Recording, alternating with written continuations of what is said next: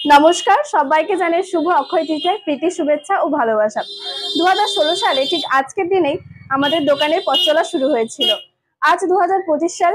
এইভাবে দেখতে দেখতে ঠিক 9টা বছর আমরা কাটিয়ে ফেললাম। তোমাদের আশীর্বাদ এবং ভালোবাসায় আমরা যেন আরো অনেক দূর এগিয়ে যেতে পারি।